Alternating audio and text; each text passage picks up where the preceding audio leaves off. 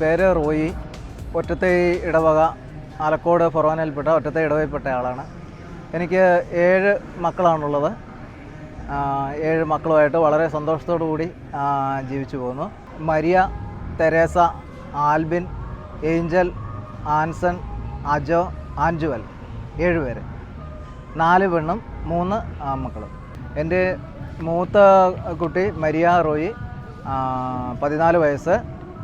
ഏറ്റവും ഇളയ കുട്ടി ആഞ്ചുവൽ, 2.5 വയസ്സ്. ഞങ്ങൾ വിവാഹം കഴിഞ്ഞിട്ട് 15 വർഷമേ ആയിട്ടുള്ളൂ. അപ്പോൾ ആ സമയത്തിന് ഇടയ്ക്കാണ് ദൈവം നമ്മളെ സന്താനപുഷ്ടിയുള്ളവരായിട്ട് ഉള്ള അനുഗ്രഹം നമുക്ക് തന്നത്. ജീവിതത്തിലെ ഏറ്റവും വലിയ ഒരു അനുഗ്രഹം നമുക്ക് കിട്ടിയത്, ഏറ്റവും വലിയൊരു ദാനം എന്ന് പറഞ്ഞു കഴിഞ്ഞാൽ മക്കളെ സ്വീകരിക്കാനുള്ള മനസ്സ് കാണിച്ചു.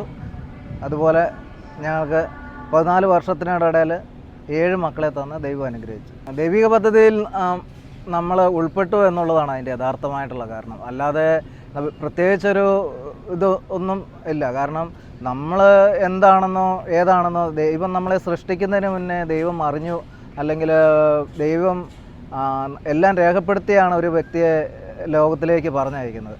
അപ്പം എനിക്ക് ദൈവം തന്ന ഒരു അനുഗ്രഹം, അല്ലെങ്കിൽ എന്നെക്കൊണ്ട് ദൈവം കണ്ടത് ഒരുപക്ഷെ കൂടുതൽ മക്കളുള്ള ഒരു കുടുംബത്തിൻ്റെ നാഥനായിട്ടായിരുന്നു എന്നെ കണ്ടിരുന്നതെന്ന് തന്നെ ഞാൻ വിശ്വസിക്കുന്നു. മക്കൾ വളർന്നു വരുന്ന കാണുമ്പോൾ ഉള്ള ഒരു സന്തോഷം അത് പറഞ്ഞറിയിക്കാനല്ല. എല്ലാവരും പറയും കുഞ്ഞുങ്ങളെ നിങ്ങൾക്ക് നല്ല അനുഗ്രഹമാണെന്നൊക്കെ പറയും. അത് കേൾക്കുമ്പം തന്നെ വേറൊന്നും വേണ്ട, അത് മതി എന്ന് ഓർക്കും. പിന്നെ പ്രാർത്ഥിക്കാൻ തോന്നും. മക്കൾ നല്ല രീതിയിൽ ദൈവസ്നേഹത്തിൽ വളരാനും ചീത്ത കൂട്ടുകെട്ടൊന്നും ഇല്ലാതെ നല്ല രീതിയിൽ പോകാനും സ്കൂളുകളിലൊക്കെ നല്ല വിദ്യാഭ്യാസവും കിട്ടി നല്ല മിടുക്കന്മാരാവും മിടുക്കികളൊക്കെ ആയി കേൾക്കാനും വലിയ ആഗ്രഹമാണ്. ഇവർ ഉണ്ടായി നമ്മുടെ കൈ കിട്ടിയപ്പോൾ ഇച്ചിരിയുള്ള കുട്ടികൾ ഇത്ര പെട്ടെന്ന് നമ്മുടെ മുന്നിൽ 10-14 വർഷം കൊണ്ട് വളർന്ന് വലുതായി. ഇപ്പോൾ ഒരു 10 വർഷം കൂടെ കഴിയുമ്പോൾ ഇവരെല്ലാം വലിയൊരു ആൾക്കാരായി. അത് കാണുമ്പോൾ ഉള്ള ഒരു ഉള്ളിലുള്ളൊരു സന്തോഷം, അത് ദൈവത്തോട് എത്ര നന്ദി പറഞ്ഞു കഴിഞ്ഞാലും അതിനൊന്നും നമുക്ക് മതിയാവില്ല. വൈകുന്നേരങ്ങളിൽ കുരിശുവര മസ്റ്റാ. അത് കഴിക്കാത്ത ദിവസങ്ങളിൽ ഓർത്ത് മൂത്തുകുട്ടി വരപ്പിക്കാനുള്ള ഉത്സാഹം കാണിക്കാറുണ്ട്. പിന്നെ പള്ളിയിൽ ഞായറാഴ്ച എന്നും പോകുന്നുണ്ട്, വേദപാഠ ക്ലാസ്സിൽ പോകുന്നുണ്ട്. സ്കൂളിലേക്ക് നടന്നു പോവുകയാണെങ്കിൽ മൂത്ത കുട്ടിയായിരിക്കും കൈപിടിച്ച് കൊണ്ടുപോകേണ്ടത്. അതേപോലെ മൂത്ത കുട്ടി വിറ്റത്തെ ഹോംവർക്കൊക്കെ ചെയ്തിട്ടുണ്ടോ എന്നൊക്കെ നോക്കുകയും അവരുടെ കാര്യങ്ങളും അവരെ സ്കൂളിലേക്ക് കൂട്ടിക്കൊണ്ട് പോകുന്നതും കൊണ്ടുവരുന്നതും ഒക്കെ അവർ തന്നെയാണ്. വാഹനത്തിലൊന്നും അല്ല പോകുന്നത്, അവർ നടന്നു പോകുന്നു, നടന്ന് തിരിച്ചു വരുന്നു. അങ്ങനെയാണ് അവർ സ്കൂളിൽ പോകുന്നത്.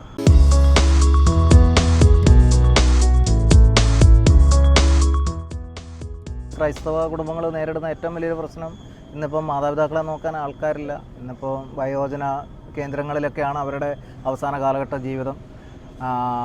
നമ്മുടെ ക്രൈസ്തവ മേഖലകൾ ശരിക്കും പറഞ്ഞാൽ തിരുവമ്പാടി, കൂടരഞ്ഞിയൊക്കെ പോലെയുള്ള പ്രദേശങ്ങളിൽ ഞാൻ ജോലി ചെയ്തിരുന്ന ആ അവസരത്തിൽ ഒരുപക്ഷെ ഞാൻ കണ്ടത് പ്രായമായ 2 കാരണന്മാർ ആ വീട്ടിലുണ്ടാവും.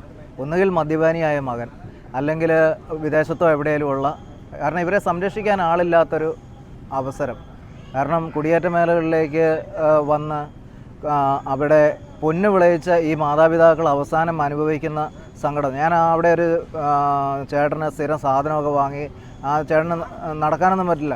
ആ ചേട്ടന് ഒരു പക്ഷേ ഒരു മകനോ മകളോ ഉണ്ടെങ്കിൽ ഒരു സാധനമെങ്കിലും കടയിൽ പോയി വാങ്ങി, അല്ലെങ്കിൽ ഒരു വാഹനം ഓടിച്ചു പോയി വാങ്ങാൻ വേണ്ടി പറ്റും. ഇതൊന്നും പറ്റാത്തൊരു വാർദ്ധക്യത്തിലെത്തിയ ഒരു മനുഷ്യനെ സഹായിച്ച ഒരു ജീവിത അനുഭവമുണ്ട്. ഒരുപക്ഷെ അന്ന് കിട്ടിയ ആ ഒരു അനുഭവം ആയിരിക്കാം ഞാൻ കൂടുതലും മക്കൾ വേണമെന്നുള്ള ഒരു അനുഭവം എനിക്ക് ഉണ്ടാകാനുള്ള യഥാർത്ഥ കാരണം. കാരണം ഇഷ്ടംപോലെ കോടിക്കണക്കിന് രൂപയുടെ സ്വത്തുള്ളൊരു പ്രായമായൊരു വ്യക്തിയായിരുന്നു. മകൻ വഴിവഴച്ച ജീവിതത്തിൽ കൂടെ പോയി.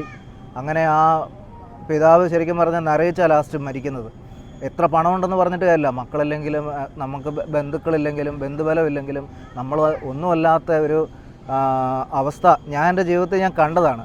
അപ്പോൾ അതുകൊണ്ടൊക്കെ ആയിരിക്കാം എനിക്കിങ്ങനെ കൂടുതൽ മക്കൾ വേണമെന്നുള്ള ആ ഒരു ചിന്താഗതിയൊക്കെ വരാനൊക്കെയുള്ള ദൈവം എന്നെ അങ്ങനെ ആ വഴികളിൽ കൂടെയൊക്കെ നടത്തിയത്.